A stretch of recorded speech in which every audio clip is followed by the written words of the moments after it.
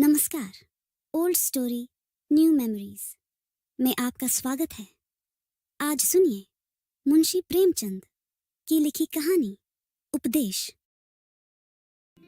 प्रयाग के सुशिक्षित समाज में पंडित देवरत्न शर्मा वास्तव में एक रत्न थे। शिक्षा भी उन्होंने उच्च श्रेणी की पाई थी और कुल के भी उच्च थे। न्यायशीला गवर्नमेंट ने उन्हें एक उच्च पद पर नियुक्त करना चाहा, पर उन्होंने अपनी स्वतंत्रता का घात करना उचित न समझा। उनके कई शुभचिंतक मित्रों ने बहुत समझाया कि इस अवसर को हाथ से मत जाने दो। सरकारी नौकरी बड़े भाग्य से मिलती है, बड़े बड़े लोग इसके लिए तरसते हैं और कामना लिए ही संसार से प्रस्थान कर जाते हैं। अपने कुल की कीर्ति उज्ज्वल करने का इससे सुगम और मार्ग नहीं है, इसे कल्प वृक्ष समझो।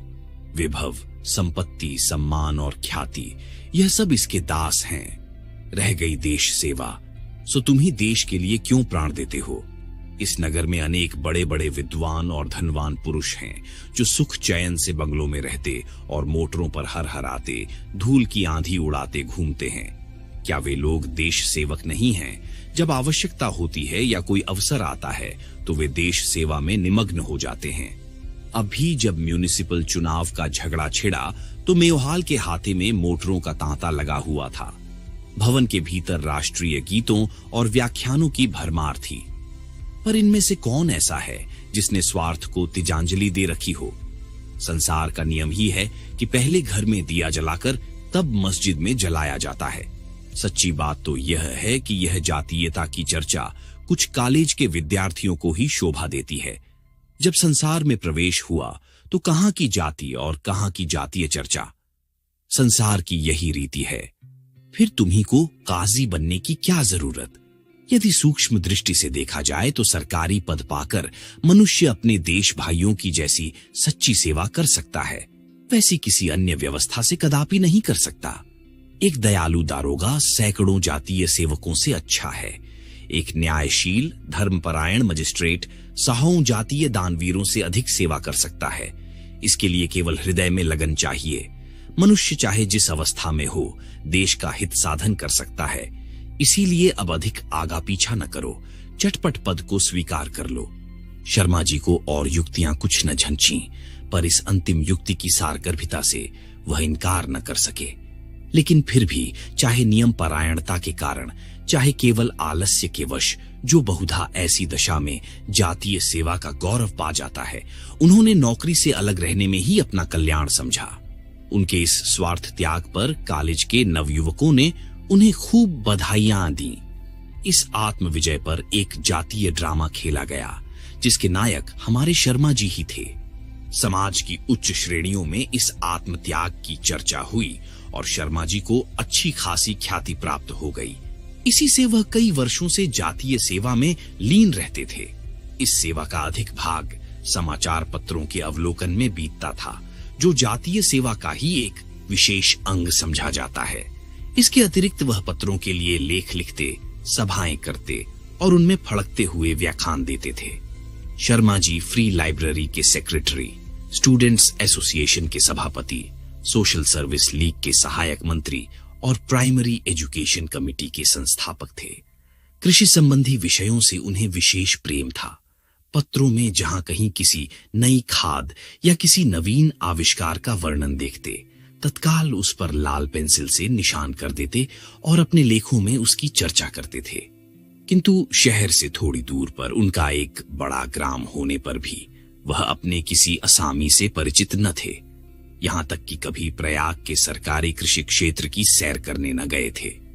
उसी मोहल्ले में एक लाला बाबूलाल रहते थे। वह एक वकील के मुहर्रिर थे। थोड़ी सी उर्दू हिंदी जानते थे और उसी से अपना काम भली भांति चला लेते थे। सूरत शक्ल के कुछ सुंदर न थे। उस शक्ल पर मऊ के चारखाने की लंबी अचकन और भी शोभा देती थी। जूता भी देशी ही पहनते थे। यद्यपि कभी कभी वे कड़वे तेल से उसकी सेवा किया करते, पर वह नीच स्वभाव के अनुसार उन्हें काटने से न चूकता था। बेचारे को साल के 6 महीने पैरों में मलहम लगानी पड़ती। बहुधा नंगे पांव कचहरी जाते, पर कंजूस कहलाने के भय से जूतों को हाथ में ले जाते। जिस ग्राम में शर्मा जी की जमींदारी थी, उसमें कुछ थोड़ा सा हिस्सा उनका भी था। इस नाते से कभी कभी उनके पास आया करते थे। हाँ, तातील के दिनों में गांव चले जाते। शर्मा जी को उनका आकर बैठना नागवार मालूम देता, विशेषकर जब वह फैशनेबल मनुष्यों की उपस्थिति में आ जाते। मुंशी जी भी कुछ ऐसी स्थूल दृष्टि के पुरुष थे कि उन्हें अपना अनमिलापन बिल्कुल दिखाई न देता। सबसे बड़ी आपत्ति यह थी, वे बराबर कुर्सी पर डट जाते, मानो हंसों में कौआ। उस समय मित्रगण अंग्रेजी में बातें करने लगते और बाबूलाल को क्षुद्र बुद्धि, झक्की, बौढ़म, बुद्धू आदि उपाधियों का पात्र बनाते। कभी कभी उनकी हंसी उड़ाते थे। शर्मा जी में इतनी सज्जनता अवश्य थी कि वे अपने विचारहीन मित्र को यथाशक्ति निरादर से बचाते थे। यथार्थ में बाबूलाल की शर्मा जी पर सच्ची भक्ति थी। एक तो वह BA पास थे, दूसरे वह देशभक्त थे। बाबूलाल जैसे विद्याहीन मनुष्य का ऐसे रत्न को आदरणीय समझना कुछ अस्वाभाविक न था। एक बार प्रयाग में प्लेग का प्रकोप हुआ। शहर के रईस लोग निकल भागे। बेचारे गरीब चूहों की भांति पटापट मरने लगे। शर्मा जी ने भी चलने की ठानी, लेकिन सोशल सर्विस लीग के वे मंत्री ठहरे।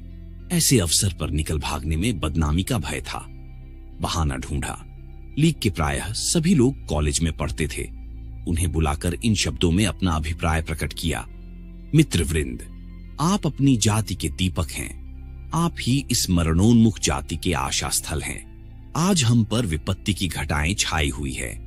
ऐसी अवस्था में हमारी आंखें आपकी ओर न उठें तो किसकी ओर उठेंगी? मित्र, इस जीवन में देश सेवा के अवसर बड़े सौभाग्य से मिला करते हैं। कौन जानता है कि परमात्मा ने तुम्हारी परीक्षा के लिए ही यह वज्र प्रहार किया हो।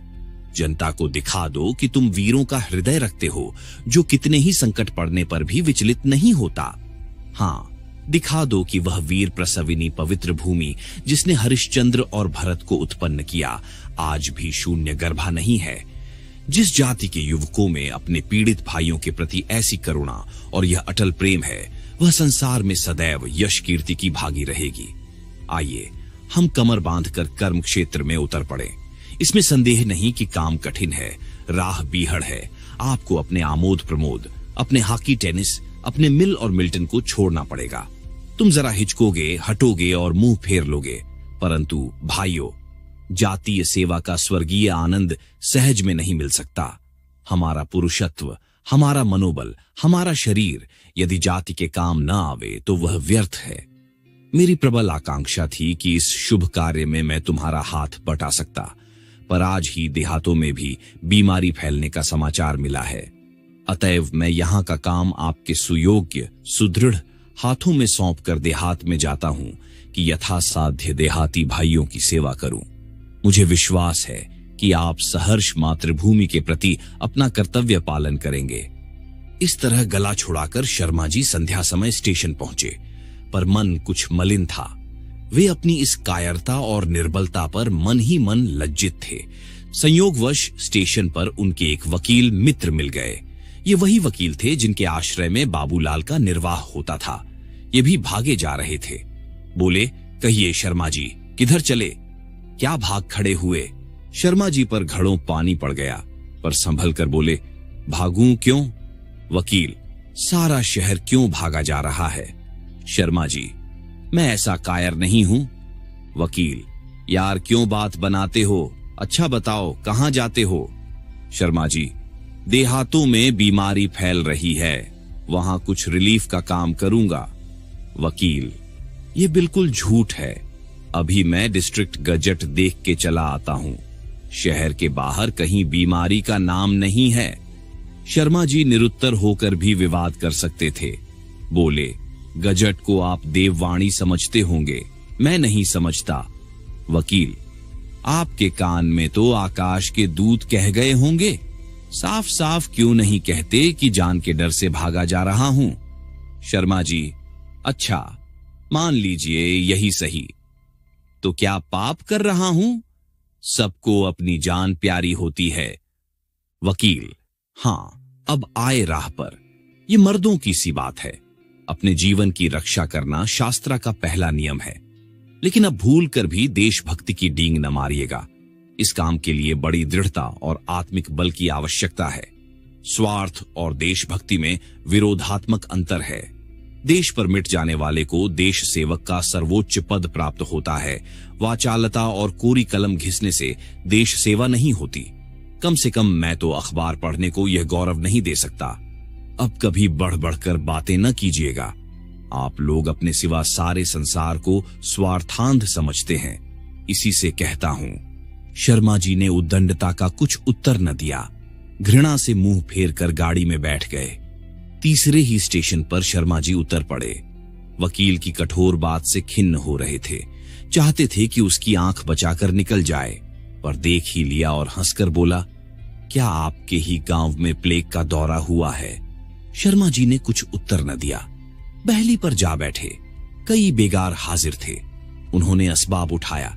फागुन का महीना था। आमों के बौर से महकती हुई मंद मंद वायु चल रही थी। कभी कभी कोयल की सुरीली तान सुनाई दे जाती थी। खलिहानों में किसान आनंद से उन्मत्त हो होकर फाग गा रहे थे। लेकिन शर्मा जी को अपनी फटकार पर ऐसी ग्लानि थी कि इन चित्ताकर्षक वस्तुओं का उन्हें कुछ ध्यान ही न हुआ। थोड़ी देर बाद वे ग्राम में पहुंचे। शर्मा जी के स्वर्गवासी पिता एक रसिक पुरुष थे। एक छोटा सा बाग, छोटा सा पक्का कुआं, बंगला, शिवजी का मंदिर, यह सब उन्हीं के कीर्ति चिन्ह थे। वह गर्मी के दिनों में यहीं रहा करते थे, पर शर्मा जी के यहां आने का पहला ही अवसर था। बेगारियों ने चारों तरफ सफाई कर रखी थी। शर्मा जी बहली से उतरकर सीधे बंगले में चले गए। सैकड़ों असामी दर्शन करने आए थे, पर वह उनसे कुछ न बोले। घड़ी रात जाते जाते शर्मा जी के नौकर टमटम लिए आ पहुंचे। कहार, साइस और रसोईया महाराज तीनों ने असामियों को इस दृष्टि से देखा मानो वह उनके नौकर हैं। साइस ने एक मोटे ताजे किसान से कहा, घोड़े को खोल दो। किसान बेचारा डरता डरता घोड़े के निकट गया। घोड़े ने अनजान आदमी को देखते ही तेवर बदलकर कनौतियां खड़ी की। किसान डरकर लौट आया। तब साइस ने उसे ढकेल कर कहा, बस निरे बचिया के ताऊ ही हो, हल जोतने से क्या अक्ल भी चली जाती है? ये लो घोड़ा टहलाओ। मुंह क्या बनाते हो? कोई सिंह है कि खा जाएगा? किसान ने भय से कांपते हुए रास पकड़ी। उसका घबराया हुआ मुख देखकर हंसी आती थी। पग पग पर घोड़े को चौकन्नी दृष्टि से देखता मानो वह कोई पुलिस का सिपाही है। रसोई बनाने वाले महाराज एक चारपाई पर लेटे हुए थे। कड़क कर बोले, अरे नुआ कहां है? चल पानी वाणी ला, हाथ पैर धो दे। कहार ने कहा, अरे किसी के पास जरा सुरती चूना हो तो देना, बहुत देर से तमाकू नहीं खाई। मुख्तार कारिंदा साहब ने इन मेहमानों की दावत का प्रबंध किया। साइस और कहार के लिए पूरियां बनने लगीं। महाराज को सामान दिया गया। मुख्तार साहब इशारे पर दौड़ते थे और दीन किसानों का तो पूछना ही क्या, वे तो बिना दामों के गुलाम थे। सच्चे स्वतंत्र लोग इस समय सेवकों के सेवक बने हुए थे। कई दिन बीत गए। शर्मा जी अपने बंगले में बैठे पत्र और पुस्तकें पढ़ा करते थे। रस्किन के कथनानुसार राजाओं और महात्माओं के सत्संग का सुख लूटते थे। हॉलैंड के कृषि विधान, अमेरिकी शिल्प वाणिज्य और जर्मनी की शिक्षा प्रणाली आदि गूढ़ विषयों पर विचार किया करते थे। गांव में ऐसा कौन था जिसके साथ बैठते? किसानों से बातचीत करने को उनका जी चाहता, पर न जाने क्यों वे उजड्ड अक्खड़ लोग उनसे दूर रहते। शर्मा जी का मस्तिष्क कृषि संबंधी ज्ञान का भंडार था। हॉलैंड और डेनमार्क की वैज्ञानिक खेती, उसकी उपज का परिमाण और वहां के कोऑपरेटिव बैंक आदि गहन विषय उनकी जिह्वा पर थे। पर इन गंवारों को क्या खबर? ये सब उन्हें झुककर पालागन अवश्य करते और कतरा कर निकल जाते, जैसे कोई मरकहे बैल से बचे। ये निश्चय करना कठिन है कि शर्मा जी की उनसे वार्तालाप करने की इच्छा में क्या रहस्य था, सच्ची सहानुभूति या अपनी सर्वज्ञता का प्रदर्शन। शर्मा जी की डाक शहर से लाने और ले जाने के लिए 2 आदमी प्रतिदिन भेजे जाते। वह लुई कूने की जल चिकित्सा के भक्त थे। मेवों का अधिक सेवन करते थे। एक आदमी इस काम के लिए भी दौड़ाया जाता था। शर्मा जी ने अपने मुख्तार से सख्त ताकीद कर दी थी कि किसी से मुफ्त काम न लिया जाए, तथापि शर्मा जी को यह देखकर आश्चर्य होता था कि कोई इन कामों के लिए प्रसन्नता से नहीं जाता। प्रतिदिन बारी बारी से आदमी भेजे जाते थे। वह इसे भी बेकार समझते थे।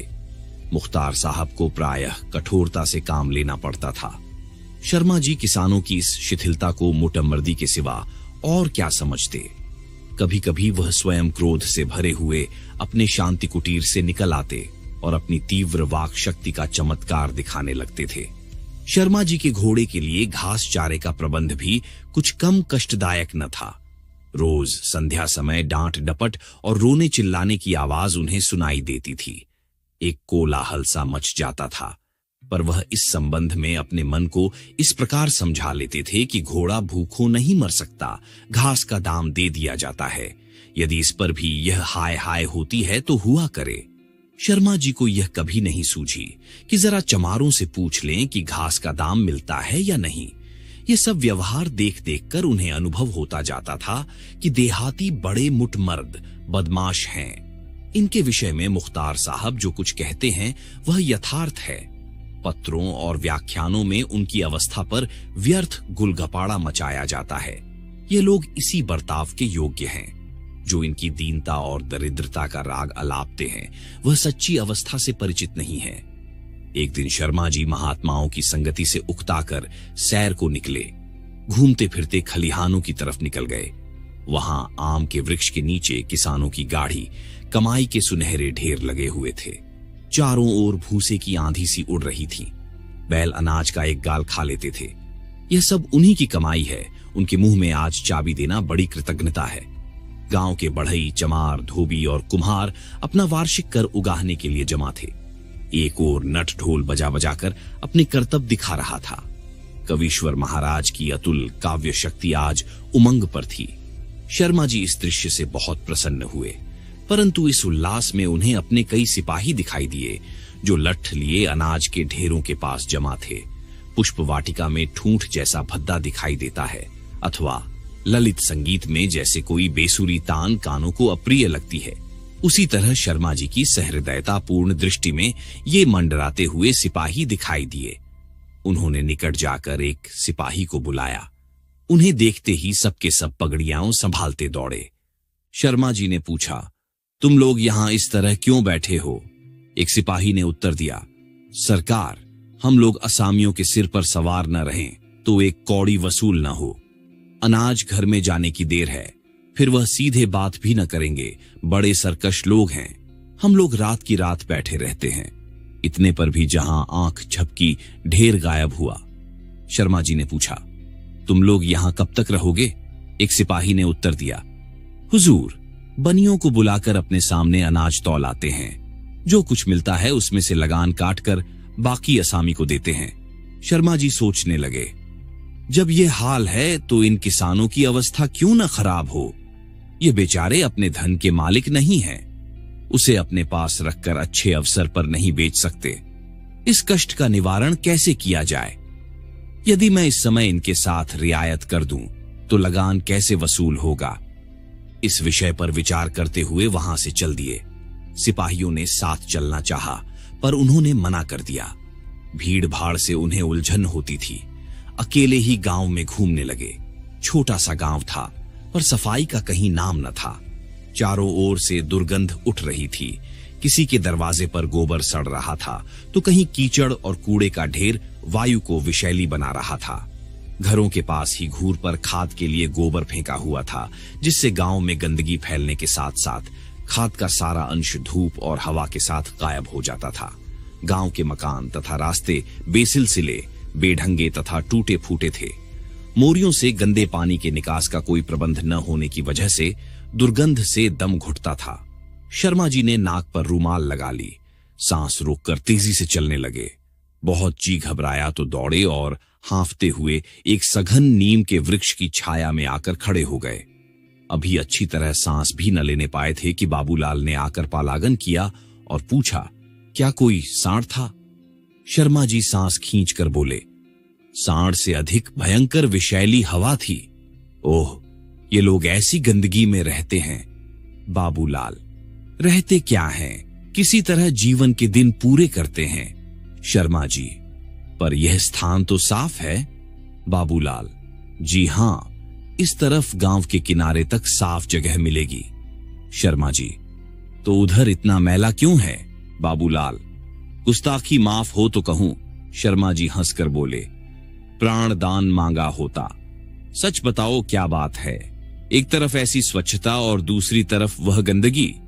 बाबूलाल, ये मेरा हिस्सा है और वह आपका हिस्सा है। मैं अपने हिस्से की देखरेख स्वयं करता हूं, पर आपका हिस्सा नौकरों की कृपा के अधीन है। शर्मा जी, अच्छा यह बात है। आखिर आप क्या करते हैं? बाबूलाल, और कुछ नहीं, केवल ताकीद करता रहता हूं। जहां अधिक मैलापन देखता हूं, स्वयं साफ करता हूं। मैंने सफाई का एक इनाम नियत कर दिया है, जो प्रति मास सबसे साफ घर के मालिक को मिलता है।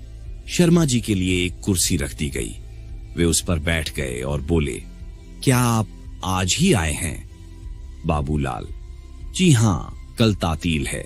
आप जानते ही हैं कि तातील के दिन मैं भी यहीं रहता हूं। शर्मा जी, शहर का क्या रंग ढंग है? बाबूलाल, वही हाल, बल्कि और भी खराब। सोशल सर्विस लीग वाले भी गायब हो गए।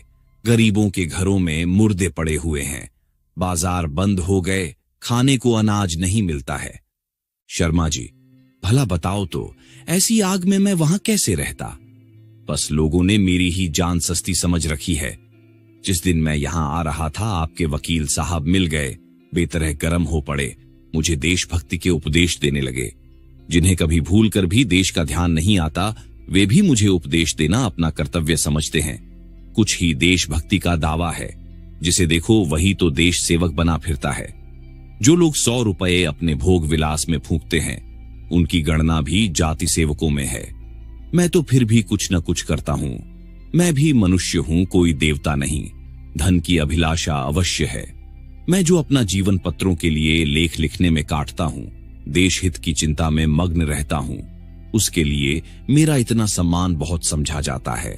जब किसी सेठ जी या किसी वकील साहब के दरे दौलत पर हाजिर हो जाऊं, तो वह कृपा करके मेरा कुशल समाचार पूछ लें। उस पर भी यदि दुर्भाग्यवश किसी चंदे के संबंध में जाता हूं, तो लोग मुझे यम का दूत समझते हैं। ऐसी रुखाई का व्यवहार करते हैं जिससे सारा उत्साह भंग हो जाता है। ये सब आपत्तियां तो मैं झेलूं, पर जब किसी सभा का सभापति चुनने का समय आता है, तो कोई वकील साहब इसके पात्र समझे जाते हैं, जिन्हें अपने धन के सिवा उक्त पद का कोई अधिकार नहीं। तो भाई, जो गुड़ खाए वह कान छिदावे। देश हितैषियों का पुरस्कार यही जातीय सम्मान है। जब वहां तक मेरी पहुंच ही नहीं, तो व्यर्थ जान क्यों दूं? यदि यह 8 वर्ष मैंने लक्ष्मी की आराधना में व्यतीत किए होते, तो अब तक मेरी गिनती बड़े आदमियों में होती।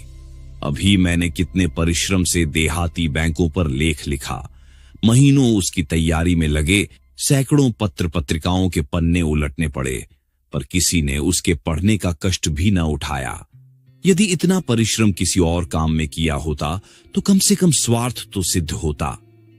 मुझे झांत हो गया कि इन बातों को कोई नहीं पूछता। सम्मान और कीर्ति, यह सब धन के नौकर हैं। बाबूलाल, आपका कहना यथार्थ ही है, पर आप जैसे महानुभाव इन बातों को मन में लावेंगे तो ये काम कौन करेगा?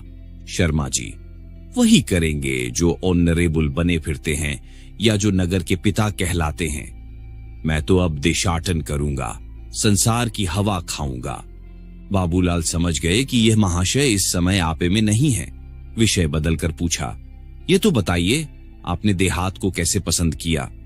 आप तो पहले ही पहल यहां आए हैं। शर्मा जी, बस यही कि बैठे बैठे जी घबराता है। हाँ, कुछ नए अनुभव अवश्य प्राप्त हुए हैं, कुछ भ्रम दूर हो गए। पहले समझता था कि किसान बड़े दीन दुखी होते हैं, अब मालूम हुआ कि यह मुठमरद, अनुदार और दुष्ट हैं। सीधे बात न सुनेंगे, पर कड़ाई से जो काम चाहे करा लो। बस निरे पशु हैं, और तो और लगान के लिए भी उनके सिर पर सवार रहने की जरूरत है। टल जाओ तो कौड़ी वसूल न हो, नालिश कीजिए, बेदखली जारी कीजिए, कुर्की कराइए, ये सब आपत्तियां सहेंगे, पर समय पर रुपया देना नहीं जानते। ये सब मेरे लिए नई बातें हैं। मुझे अब तक इनसे जो सहानुभूति थी वह अब नहीं है।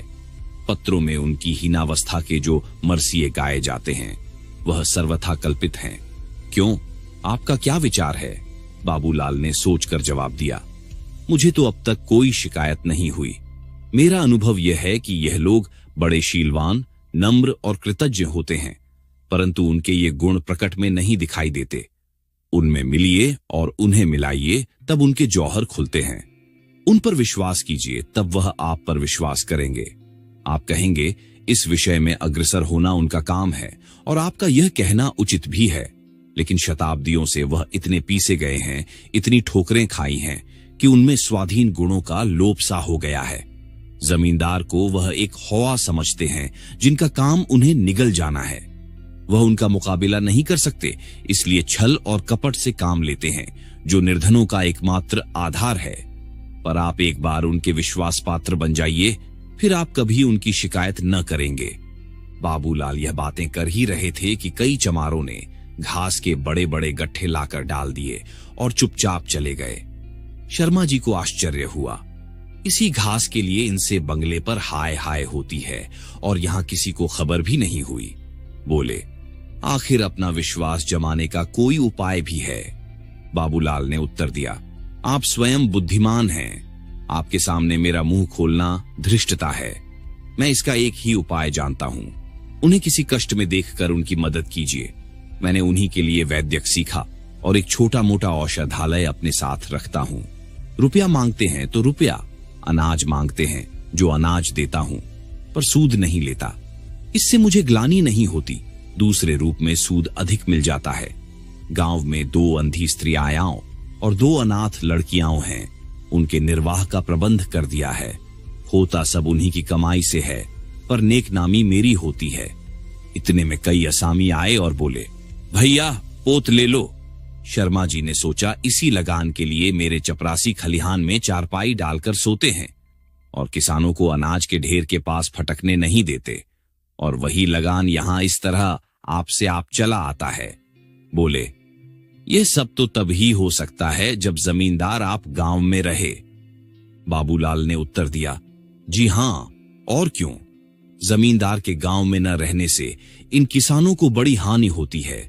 कारिंदों और नौकरों से यह आशा करनी भूल है कि वह इनके साथ अच्छा बर्ताव करेंगे, क्योंकि उनको तो अपना उल्लू सीधा करने से काम रहता है। जो किसान उनकी मुट्ठी गर्म करते हैं, उन्हें मालिक के सामने सीधा, और जो कुछ नहीं देते उन्हें बदमाश और सरकश बतलाते हैं। किसानों को बात बात के लिए चूसते हैं। किसान छान छवाना चाहे तो उन्हें दे, दरवाजे पर एक खूंटा तक गाड़ना चाहे तो उन्हें पूजे, एक छप्पर उठाने के लिए 10 रुपए जमींदार को नजराना दे तो 2 रुपए मुंशी जी को जरूर ही देने होंगे। कारिंदे को घी दूध मुफ्त खिलावे, कहीं कहीं तो गेहूं चावल तक मुफ्त हजम कर जाते हैं। जमींदार तो किसानों को चूसते ही हैं, कारिंदे भी कम नहीं चूसते। जमींदार 3 पांव के भाव में रुपये का सेर भर घी ले तो मुंशी जी को अपने घर अपने साले बहनोइयों के लिए 18 छटाक चाहिए ही। तनिक तनिक सी बात के लिए डांड और जुर्माना देते देते किसानों के नाक में दम हो जाता है।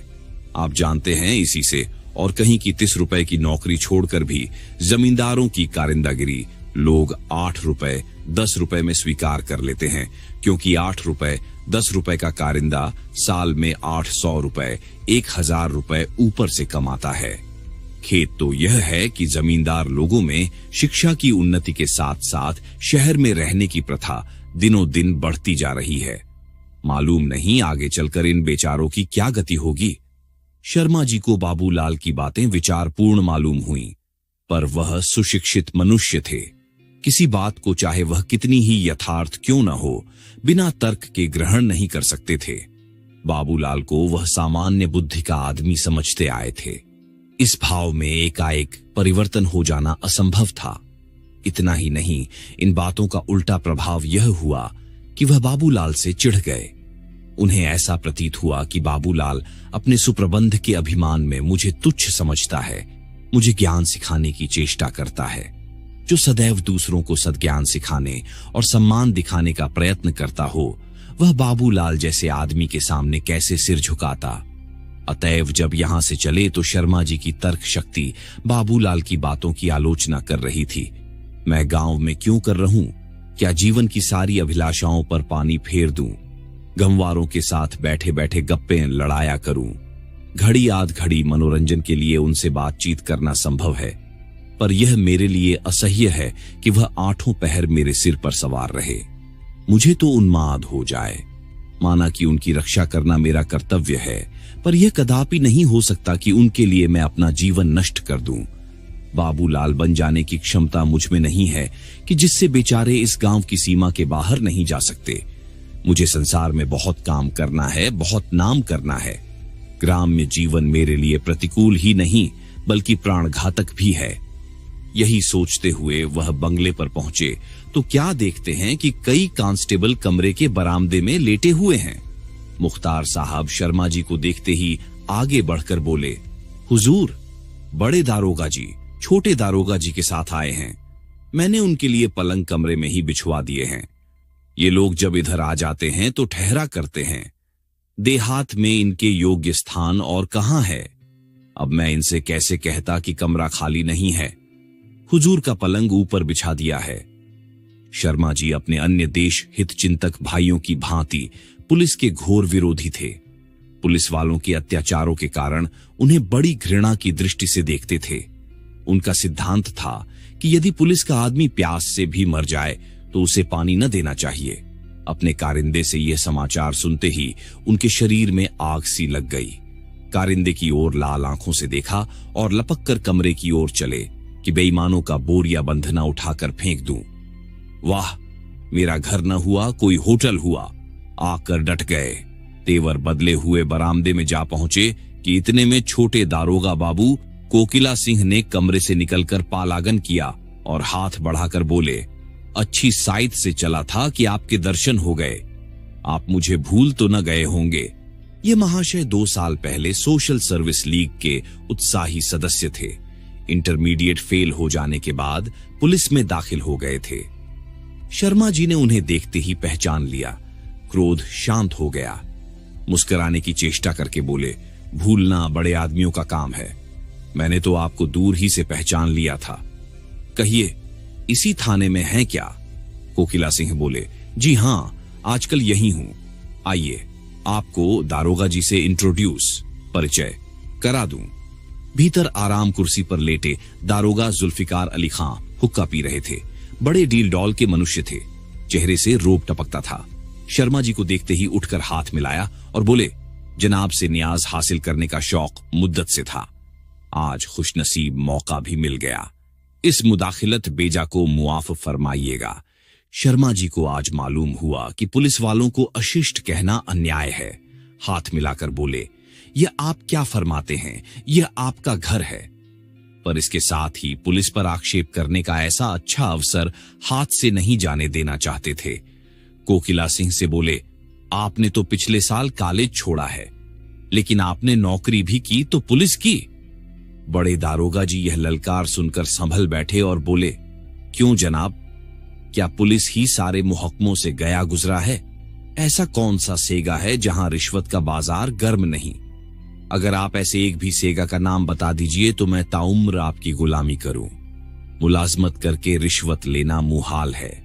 तामील के सेगे को बेलौस कहा जाता है, मगर मुझको इसका खूब तजर्बा हो चुका है। अब मैं किसी रास्ताबाजी के दावे को तस्लीम नहीं कर सकता और दूसरे सेगों की निस्बत तो मैं नहीं कह सकता, मगर पुलिस में जो रिश्वत नहीं लेता उसे मैं अहमक समझता हूं। मैंने 2-1 दयानतदार सब इंस्पेक्टर देखे हैं, पर उन्हें हमेशा तबाह देखा।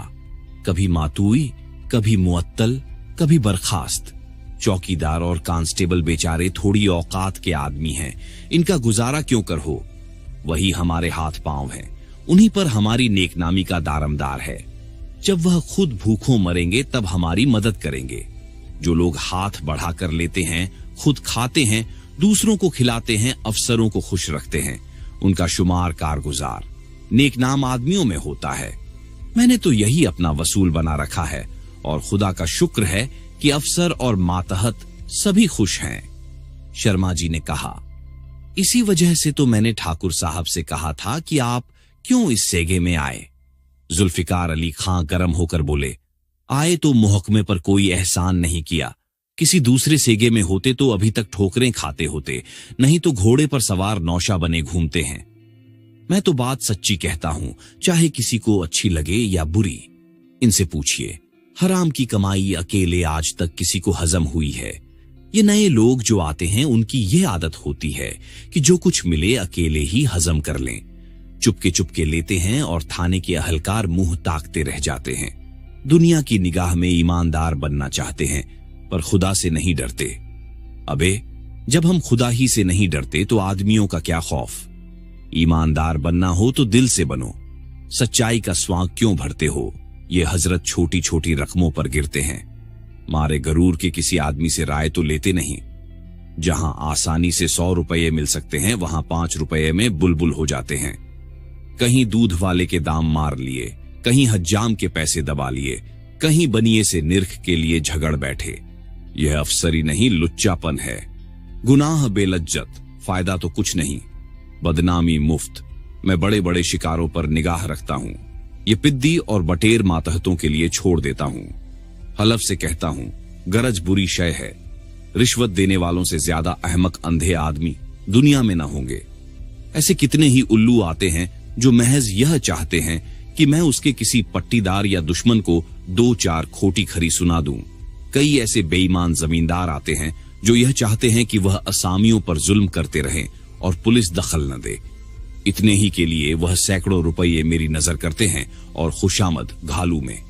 ऐसे अक्ल के दुश्मनों पर रहम करना हिमाकत है। जिले में मेरे इस इलाके को सोने की खान कहते हैं। इस पर सबके दांत रहते हैं। रोज एक ना एक शिकार मिलता रहता है। जमींदार निरे जाहिल, लंठ, जरा जरा सी बात पर फौजदारियां कर बैठते हैं।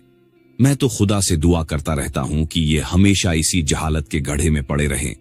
सुनता हूं कोई साहब आम तालीम का सवाल पेश कर रहे हैं। उस भले मानुस को न जाने क्या धुन है। शुक्र है कि हमारी आली फहम सरकार ने नामंजूर कर दिया। बस इस सारे इलाके में एक यही आपका पट्टीदार, अलबत्ता समझदार आदमी है। उसके यहां मेरी या और किसी की दाल नहीं गलती और लुत्फ यह कि कोई उससे नाखुश नहीं। बस मीठी मीठी बातों से मन भर देता है।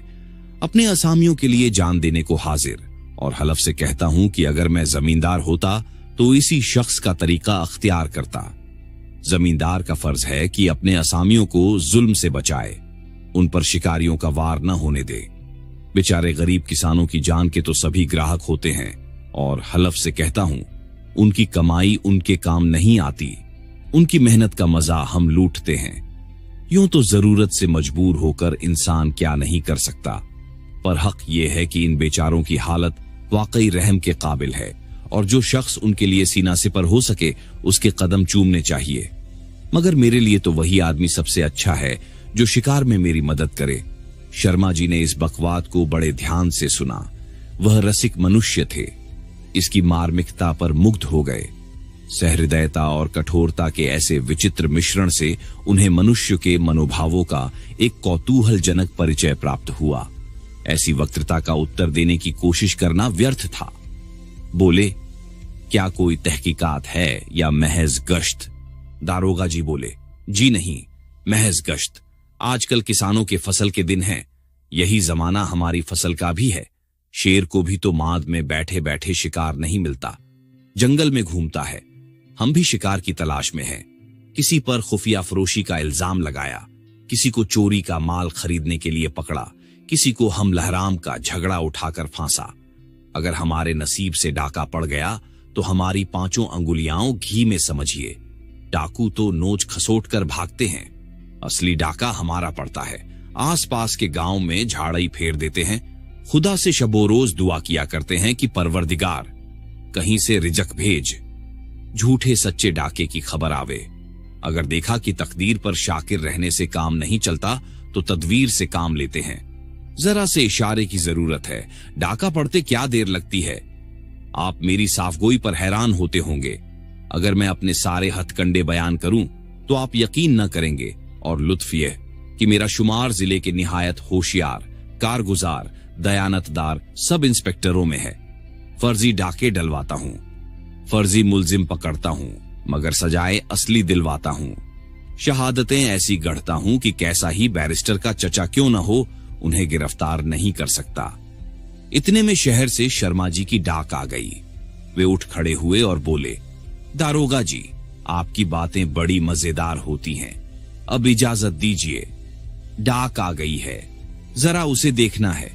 चांदनी रात थी। शर्मा जी खुली छत पर लेटे हुए एक समाचार पत्र पढ़ने में मग्न थे। अकस्मात कुछ शोरगुल सुनकर नीचे की तरफ झांका तो क्या देखते हैं कि गांव के चारों तरफ से कांस्टेबलों के साथ किसान चले आ रहे हैं। बहुत से आदमी खलिहान की तरफ से बड़बड़ाते आते थे। बीच बीच में सिपाहियों की डांट फटकार की आवाजें भी कानों में आती थीं। ये सब आदमी बंगले के सामने सहन में बैठते जाते थे। कहीं कहीं स्त्रियाओं का आर्तनाद भी सुनाई देता था। शर्मा जी हैरान थे कि मामला क्या है। इतने में दारोगा जी की भयंकर गरज सुनाई पड़ी। हम एक न मानेंगे, सब लोगों को थाने चलना होगा। फिर सन्नाटा हो गया। मालूम होता था कि आदमियों में कानाफूसी हो रही है। बीच बीच में मुख्तार साहब और सिपाहियों के हृदय विदारक शब्द आकाश में गूंज उठते। फिर ऐसा जान पड़ा कि किसी पर मार पड़ रही है। शर्मा जी से अब न रहा गया। वह सीढ़ियों के द्वार पर आए, कमरे में झांक कर देखा। मेज पर रुपये गिने जा रहे थे। दारोगा जी ने फरमाया, इतने बड़े गांव में सिर्फ यही? मुख्तार साहब ने उत्तर दिया, अभी घबराइए नहीं, अब की मुखियों की खबर ली जाए, रुपयों का ढेर लग जाता है। ये कहकर मुख्तार ने कई किसानों को पुकारा पर कोई न बोला। तब दारोगा जी का गगनभेदी नाद सुनाई दिया, ये लोग सीधे न मानेंगे, मुखियों को पकड़ लो, हथकड़ियां भर दो, एक एक को डामुल भिजवाऊंगा। यह नादिर शाही हुक्म पाते ही कांस्टेबलों का दल उन आदमियों पर टूट पड़ा। ढोल सी पिटने लगी। क्रंदन ध्वनि से आकाश गूंज उठा। शर्मा जी का रक्त खौल रहा था। उन्होंने सदैव न्याय और सत्य की सेवा की थी। अन्याय और निर्दयता का यह करुणात्मक अभियान उनके लिए असह्य था। अचानक किसी ने रोकर कहा, दोहाई सरकार की, मुख्तार साहब हम लोगन को हक नाहक मरवाए डारत हैं। शर्मा जी क्रोध से कांपते हुए धम धम कोठे से उतर पड़े। ये दृढ़ संकल्प कर लिया कि मुख्तार साहब को मारे हंटरों के गिरा दूं, पर जनसेवा में मनोवेगों को दबाने की बड़ी प्रबल शक्ति होती है। रास्ते ही में संभल गए। मुख्तार को बुलाकर कहा, मुंशी जी, आपने यह क्या गुलगपाड़ा मचा रखा है? मुख्तार ने उत्तर दिया, हुजूर, दारोगा जी ने इन्हें एक डाके की तहकीकात में तलब किया है। शर्मा जी बोले, जी हां, इस तहकीकात का अर्थ मैं खूब समझता हूं। घंटे भर से इसका तमाशा देख रहा हूं। तहकीकात हो चुकी या कसर बाकी है? मुख्तार ने कहा, हुजूर, दारोगा जी जाने, मुझे क्या मतलब। दारोगा जी बड़े चतुर पुरुष थे। मुख्तार साहब की बातों से उन्होंने समझा था कि शर्मा जी का स्वभाव भी अन्य जमींदारों के सदृश है, इसलिए वह बेखटके थे। पर इस समय उन्हें अपनी भूल झात हुई। शर्मा जी के तेवर देखे, नेत्रों से क्रोधाग्नि की ज्वाला निकल रही थी।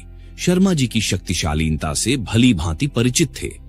समीप आकर बोले, आपके इस मुख्तार ने मुझे बड़ा धोखा दिया, वरना मैं हलफ से कहता हूं कि यहां यह आग न लगती। आप मेरे मित्र बाबू कोकिला सिंह के मित्र हैं और इस नाते से मैं आपको अपना मुरब्बी समझता हूं, पर इस नामरदूद बदमाश ने मुझे बड़ा चकमा दिया। मैं भी ऐसा अहमक था कि इसके चक्कर में आ गया। मैं बहुत नादिम हूं कि हिमाकत के बाइस जनाब को इतनी तकलीफ हुई। मैं आपसे मुआफी का सायल हूं। मेरी एक दोस्ताना इल्तमाश यह है कि जितनी जल्दी मुमकिन हो इस शख्स को बरतरफ कर दीजिए। यह आपकी रियासत को तबाह किए डालता है। अब मुझे भी इजाजत हो कि अपने मनहूस कदम यहां से ले जाऊं। मैं हलफ से कहता हूं कि मुझे आपको मुंह दिखाते शर्म आती है। यहां तो ये घटना हो रही थी, उधर बाबूलाल अपने चौपाल में बैठे हुए इसके संबंध में अपने कई असामियों से बातचीत कर रहे थे। शिवदीन ने कहा, भैया, आप जाके दारोगा जी को काहे ना ही समझावत हो। राम राम, ऐसन अंधेर। बाबूलाल, भाई, मैं दूसरे के बीच में बोलने वाला कौन? शर्मा जी तो वही हैं, वह आप ही बुद्धिमान हैं। जो उचित होगा करेंगे। यह आज कोई नई बात थोड़े ही है। देखते तो हो कि आए दिन एक न एक उपद्रव मचा ही रहता है। मुख्तार साहब का इसमें भला होता है। शर्मा जी से मैं इस विषय में इसलिए कुछ नहीं कहता कि शायद वे यह समझें कि मैं ईर्ष्यावश शिकायत कर रहा हूं। रामदास ने कहा, शर्मा जी कोठा पर हैं और नीचू बेचारन पर मार परत है। देखा ना ही जात है, जिनसे मुराद पाए जात हैं उनका छोड़े देत हैं। मौका तो जान परत है कि ई तहकीकात सहकीकात सब रुपयन के खातिर कीन जात है। बाबूलाल, और काहे के लिए की जाती है? दारोगा जी ऐसे ही शिकार ढूंढा करते हैं, लेकिन देख लेना शर्मा जी, अब की मुख्तार साहब की जरूर खबर लेंगे। वह ऐसे वैसे आदमी नहीं है कि यह अंधेर अपनी आंखों से देखें और मौन धारण कर लें। हाँ, यह तो बताओ अब की कितनी ऊख बोई है? रामदास, ऊख बोए ढेर रहे, मुदा दुष्टन के मारे बचाए पावे। तू मानत नाही भैया, पर आंखन देखी बात है कि कराह के कराह रस जरगवा और छटां को भर माल न परा। न जानियस कौन मंत्र मार देते हैं। बाबूलाल, अच्छा, अब की मेरे कहने से ये हानि उठा लो। देखूं ऐसा कौन बड़ा सिद्ध है जो कराही का रस उड़ा देता है। जरूर इसमें कोई ना कोई बात है। इस गांव में जितने कोल्हू जमीन में गड़े पड़े हैं, उनसे विदित होता है कि पहले यहां ऊख बहुत होती थी, किंतु अब बेचारी का मुंह भी मीठा नहीं होने पाता। शिवदीन, अरे भैया, हमारे होश में ई सब कोल्हू चलत रहे हैं। माघ पूस में रात भर गांव में मेला लगा रहत रहा, पर जब से ई नासिनी विद्या फैली है, तब से कोऊ का ऊख के नेरे जाए का हियाव नहीं परत है। बाबूलाल, ईश्वर चाहेंगे तो फिर वैसी ही ऊख लगेगी। अब की मैं इस मंत्र को उलट दूंगा। भैया, यह तो बताओ, अगर ऊख लग जाए और माल पड़े तो तुम्हारी पट्टी में 1000 का गुड़ हो जाएगा? हरखू ने हंसकर कहा, भैया कैसी बात कहते हो, 1000 तो 5 बीघा में मिल सकत हैं। हमारे पट्टी में 25 बीघा से कम ऊख नहीं था। कुछ हो न परे तो 2500 कहूं, नहीं गए हैं। बाबूलाल, तब तो आशा है कि कोई 50 रुपए बयाई में मिल जाएंगे। ये रुपए गांव की सफाई में खर्च होंगे। इतने में एक युवा मनुष्य दौड़ता हुआ आया और बोला, भैया, ऊ तहकीकात देखे गैल रहली, दारोगा जी सबका डांटत मारत रहे। देवी मुखिया बोला, मुख्तार साहब, हमका चाहे काठ डारो, मुदा हम एक कौड़ी न देबे। थाना कचहरी जहां कहो चले के तैयार है। इस सुन के मुख्तार लाल हुई गएन। 4 सिपाहीन से कहेन कि एही का पकड़ी के खूब मारो। तब देवी चिल्लाए चिल्लाए रोवे लागल। इतने में शर्मा जी कोठी पर से खटखट उतरेन और मुख्तार का लगे डांटे। मुख्तार ठाड़े झूर होए गएन। दारोगा जी धीरे से घोड़ा मंगवाए के भागेन। मनई शर्मा जी का असीसत चला जात है। बाबूलाल, ये तो मैं पहले ही कहता था कि शर्मा जी से यह अन्याय न देखा जाएगा। इतने में दूर से एक लालटेन का प्रकाश दिखाई दिया। एक आदमी के साथ शर्मा जी आते हुए दिखाई दिए। बाबूलाल ने असामियों को वहां से हटा दिया, कुर्सी रखवा दी और बढ़कर बोले, आपने इस समय क्यों कष्ट किया? मुझको बुला लिया होता। शर्मा जी ने नम्रता से उत्तर दिया, आपको किस मुंह से बुलाता? मेरे सारे आदमी वहां पीटे जा रहे थे, उनका गला दबाया जा रहा था और आप पास न फटके। मुझे आपसे मदद की आशा थी। आज हमारे मुख्तार ने गांव में लूट मचा दी थी। मुख्तार की ओर क्या कहूं, बेचारा थोड़े औकात का आदमी है। खेद तो यह है कि आपके दारोगा जी भी उसके सहायक थे। कुशल ये थी कि मैं वहां मौजूद था। बाबूलाल, बहुत लज्जित हूं कि इस अवसर पर आपकी कुछ सेवा न कर सका, पर बात यह है कि मेरे वहां जाने से मुख्तार साहब और दारोगा दोनों ही अप्रसन्न होते। मुख्तार मुझसे कई बार कह चुके हैं कि आप मेरे बीच में न बोला कीजिए। मैं आपसे कभी गांव की दशा इस भय से न कहता था कि शायद आप समझें कि मैं ईर्ष्या के कारण ऐसा कहता हूं। यहां यह कोई नई बात नहीं है। आए दिन ऐसी ही घटनाएं होती रहती हैं, और कुछ इसी गांव में नहीं, जिस गांव को देखिए यही दशा है। इन सब आपत्तियों का एकमात्र कारण यह है कि देहातों में कर्मपरायण, विद्वान और नीतिज्ञ मनुष्यों का अभाव है। शहर के सुशिक्षित जमींदार, जिनसे उपकार की बहुत कुछ आशा की जाती है, सारा काम कारिंदों पर छोड़ देते हैं। रहे देहात के जमींदार 100 निरक्षर भट्टाचार्य हैं। अगर कुछ थोड़े बहुत पढ़े भी हैं तो अच्छी संगति न मिलने के कारण उनमें बुद्धि का विकास नहीं है। कानून के थोड़े से दफे सुना लिए हैं, बस उसी की रट लगाया करते हैं। मैं आपसे सत्य कहता हूं, मुझे जरा भी खबर होती तो मैं आपको सचेत कर दिया होता। शर्मा जी, खैर यह बला तो टली, पर मैं देखता हूं कि इस ढंग से काम न चलेगा। अपने असामियों को आज इस विपत्ति में देखकर मुझे बड़ा दुख हुआ। मेरा मन बार बार मुझको इन सारी दुर्घटनाओं का उत्तरदाता ठहराता है। जिनकी कमाई खाता हूं, जिनकी बदौलत टमटम पर सवार होकर रईस बना घूमता हूं, उनके कुछ स्वत्व भी तो मुझ पर हैं। मुझे अब अपनी स्वार्थांधता स्पष्ट दिख पड़ती है। मैं आप अपनी ही दृष्टि में गिर गया हूं। मैं सारी जाति के उद्धार का बीड़ा उठाए हुए हूं, सारे भारतवर्ष के लिए प्राण देता फिरता हूं, पर अपने घर की खबर ही नहीं। जिनकी रोटियां खाता हूं, उनकी तरफ से इस तरह उदासीन हूं। अब इस दुर्वस्था को समूल नष्ट करना चाहता हूं। इस काम में मुझे आपकी सहायता और सहानुभूति की जरूरत है। मुझे अपना शिष्य बनाइए। मैं याचक भाव से आपके पास आया हूं। इस भार को संभालने की शक्ति मुझ में नहीं। मेरी शिक्षा ने मुझे किताबों का कीड़ा बनाकर छोड़ दिया और मन के मोदक खाना सिखाया। मैं मनुष्य नहीं, किंतु नियमों का पोथा हूं। आप मुझे मनुष्य बनाइए। मैं अब यहीं रहूंगा, पर आपको भी यहीं रहना पड़ेगा। आपकी जो हानि होगी उसका भार मुझ पर है। मुझे सार्थक जीवन का पाठ पढ़ाइए। आपसे अच्छा गुरु मुझे न मिलेगा। संभव है कि आपका अनुगामी बनकर मैं अपना कर्तव्य पालन करने योग्य हो जाऊं। आप सुन रहे थे शिवानी जी की लिखी कहानी